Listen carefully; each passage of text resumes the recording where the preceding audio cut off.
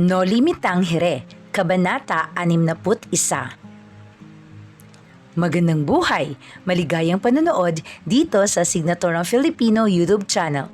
Sa araw na ito ay tatalakayin natin ang Kabanata 61 ng nobelang No Limitang Here.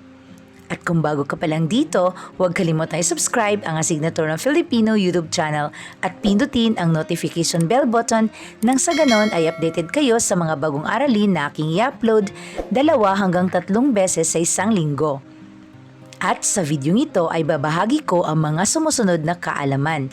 Una, ang mga talasalitaan. Ito ang mga piling salita at kahulugan at halimbawang pangungusap na matatagpuan sa pangyayari ng kabanata. Pangalawa, mga tauhan, mga pangunahing tauhan sa nobela at ang papel na ginampanan nila sa kabanata.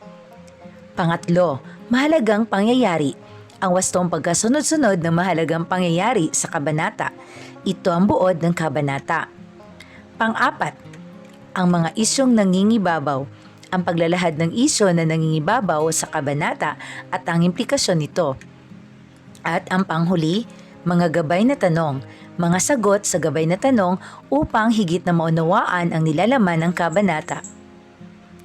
At ngayon ay puntahan natin ang talasalitaan. Unang salita, pasalungat. Ibig sabihin, hindi pagkakasundo o magkaiba ng patutunguhan. Halimbawang pangungusap. Narating nila ang ilog Pasig na pasalungat ang agos ng tubig. Pangalawa, sugpuin. Ibig sabihin, apulain. Halimbawang pangungusap. Ayon kay Ibarra, kailangan na sugpuin ang kasamaan ng mga dayuhan. Pangatlo, bahid. Ibig sabihin, bakas ng dumi o marka. Halimbawa, puno ng bahid ng kasamaan ang mga nasa pamahalaan. Pang-apat, paswit. Ibig sabihin, sipol. Halimbawang pangungusap. May narinig silang paswit ng mga sibil mula sa malayo. At panglima, tinugis. Ibig sabihin, hinahabol, halimbawang pangungusap. Tinugis ng mga sibil ang taong tumalon mula sa bangka. At ngayon ay puntahan natin o kilalanin natin ang mga tauhan sa kabanata. Unang tauhan, Elias, ang nagtakas kay Crisostomo Ibarra at pinasakay ang binata sa kanyang bangka. Pangalawa, Crisostomo Ibarra, ang nagnais tumakas at isasama si Elias. At ngayon ay puntahan natin ang buod ng Kabanata 61 ng nobelang No Limitang Here. Ang pamagat, ang panunugi sa lawa. Mahalagang pangyayari. Mabilis na sumasagwan si Elias patungong San Gabriel. Sinabi nito kay Ibarra na dadalhin niya ito sa bahay ng kanyang kaibigan sa Mandaluyong. Sinabi ni Elias na ibibigay niya kay Ibarra ang kanyang mga nakuhang salapi mula sa kanyang bahay na kanyang inilibing sa kagubatan upang magamit ni Ibarra sa pangingibang bansa.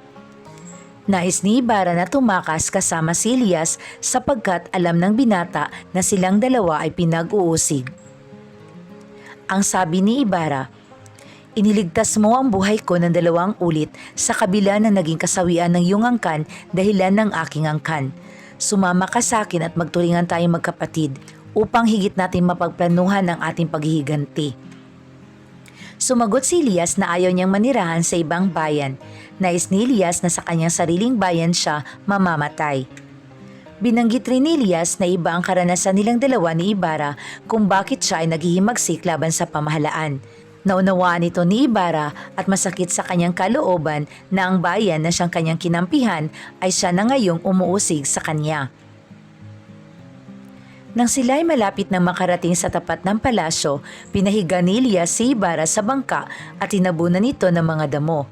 May mga bantay na nagtatanong kung may nakita siyang mistiso. Nagkunwari si Elias na maghatid siya ng rasyon na damo para sa kura para siya ay makadaan. Ngunit nang sila ay makalampas sa bungangan ng ilog Pasig, nakarating sila sa malapad na bato at magbubukang liwayway na nang marating ang lawa. Isang paluan ng mga sibil ang papalapit sa kanila. Muling pinahiga ni Elias si Ibarra at tinakpan ito ng bayong at sinabi nitong ililigaw ni Elias ang mga sibil sa pamamagitan ng pagtalon sa ilog. Bago tumalon si Elias ay naghabili nitong magkikita silang dalawa sa Noche Buena sa kagubatan sa libingan ng nuno ni Ibarra. Nagpatuloy sa paglalakbay ang bangka, lulan si Ibarra habang sunod-sunod na pinaputukan ng mga sibil ang ilog kung saan nagpailalim ng langoy si Elias. Sumisid si Elias at hindi na muling lumitaw.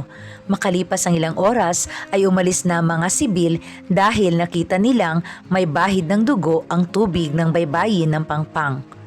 Ang wakas ng Kabanata 61.